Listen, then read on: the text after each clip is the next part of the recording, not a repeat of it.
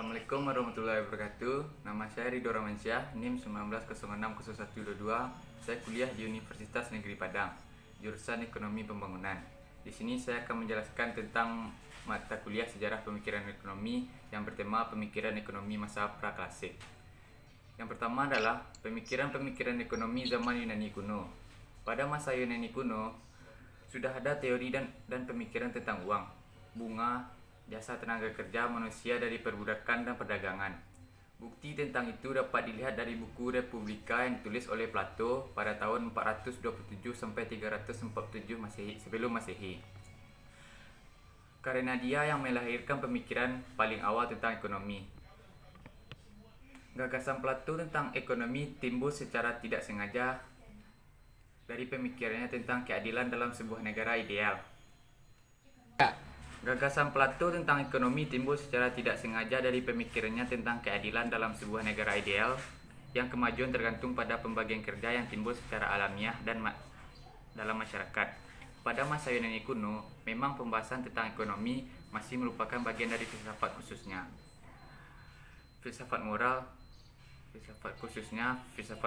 Suatu hal yang patut dicatat dari masa Yunani kuno adalah bahwa orang yang sudah mengenal paham hedonisme, yaitu paham materialisme mekanistik yang menganggap kenikmatan egoistis sebagai tujuan akhir dari kehidupan manusia. Teori Plato yang dianggap masih relevan dengan keadaan sekarang adalah pendapatnya tentang fungsi uang. Dalam bukunya Politika, Plato menjelaskan bahwa selain sebagai alat tukar, uang juga berfungsi sebagai alat pengatur nilai kekayaan. Dan ia juga menganggap uang bersifat mandul dan tidak layak untuk dikembangkan atau diperanakan. Dan ia mempunyai beberapa murid, salah satu seorang diantaranya yang paling terkenal adalah Aristoteles.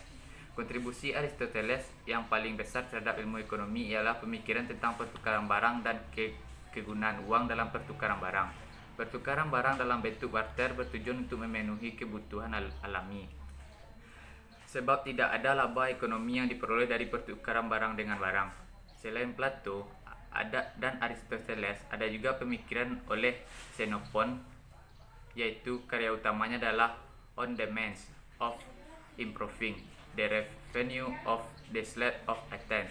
Dalam buku ini, ia menguraikan bahwa negara Athena yang mempunyai beberapa kelebihan dapat dimanfaatkan dengan meningkatkan pendapatan negara. Athena adalah kota yang memiliki tanah dan laut yang bagus dengan berbagai jenis ikan. Disitulah ia melihat Athena sangat potensial untuk menarik para pedagang dari daerah lain dan negara lain. Ada dua orang tokoh utama dari aliran skolastik, yaitu St. Albertus Magnus dan St. Thomas Aquinas. Albertus Magnus adalah seorang filsuf religius dari Jerman. Salah satu pendapatnya yang terkenal adalah pemikirannya tentang harga yang adil dan pantas, yaitu harga yang sama besarnya dengan biaya-biaya dan tenaga yang dikorbankan untuk menciptakan barang tersebut. Tokoh kedua yang dikenal lebih luas, yaitu Thomas Aquinas, adalah seorang teolog dan filsuf Italia. Dalam bukunya yang terkenal Summa Theologica, itu menjelaskan bahwa memungut bunga dari uang yang dipinjamkan adalah tidak adil. Sebab ini sama artinya dengan menjual sesuatu yang tidak ada. Pandangan Thomas Aquinas mirip dengan Aristoteles, akan tetapi pandangan mereka berdua tidak dipakai lagi. Hal itu karena pada masa sekarang uang selain sebagai alat tukar juga bisa dijadikan sebagai modal usaha dengan menginvestasikan pada usaha yang menguntungkan. Yang ketiga adalah era merkantilisme. Istilah merkantilisme berasal dari kata merchant yang berarti pedagang. Menurut paham merkantilisme, setiap negara berkeinginan untuk maju harus melakukan perdagangan dengan negara lain. Sumber kekayaan negara akan diperoleh melalui surplus perdagangan luar negeri yang akan diterima dalam bentuk emas dan perak. Paham merkantilisme banyak dianut di negara Eropa pada abad ke-16, antara lain Portugis, Spanyol, Inggris, Perancis, dan Belanda.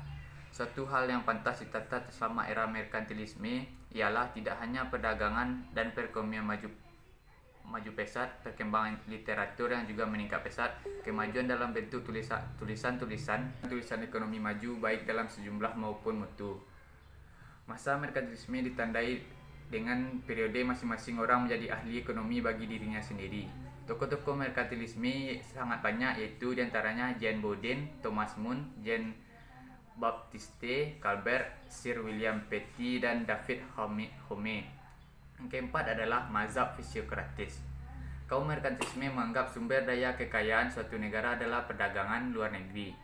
Berbeda dengan fisiokrat menganggap bahwa sumber kekayaan yang senyata-nyatanya adalah sumber daya alam. Ini menyebabkan aliran ini dinamai aliran fisiokratis, yaitu penggabungan dari dua kata fisik yang artinya alam dan kratos artinya kekuasaan yang berarti mereka percaya pada hukum alam. Kaum fisiokrat percaya bahwa sistem perekonomian juga mirip dengan alam yang penuh harmoni.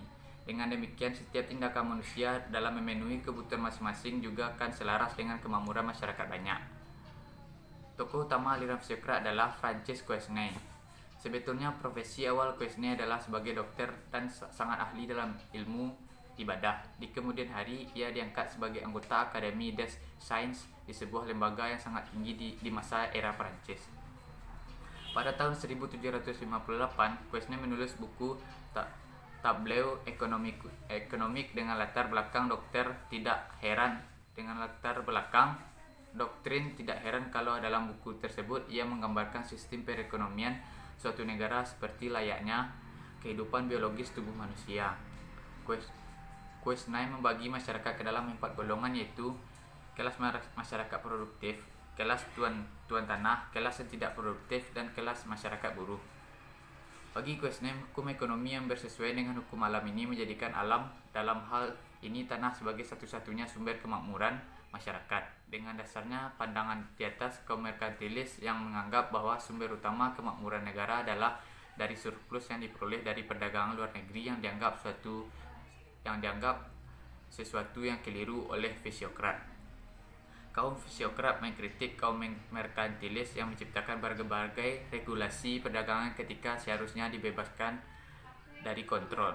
Analisis tertentu yang lengkap mengenai gejala dan masalah ekonomi yang dihadapi setiap masyarakat dan setiap negara. Sekian dari hasil resume saya. Jika ada salah dan janggal, mohon dimaafkan. Assalamualaikum warahmatullahi wabarakatuh.